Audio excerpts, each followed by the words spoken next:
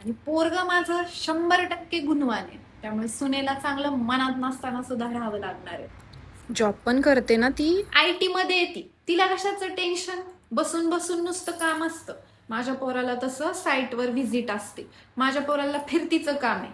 आता तिला बसून बसून काम असतं म्हटलं घरी हालचाल करावीच लागेल, असं कसं चालेल बरं? पण स्वतःच्या पगारावर घर घेतलं, मस्तच. कुणाच्या सांगण्याने घेतलं? ती पण कमवती, पण माझ्या पोरानंच तिला सांगितलं ना घर घे म्हणून. नशीब लागतं त्याला जे माझ्या पोराचं आहे.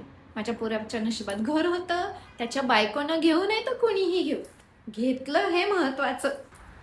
अहो पण ती जॉब करते ना, म्हणून म्हटलं. काय झालं, जॉब करती तर पगार आहे, तिचं तिचं ती भागवती.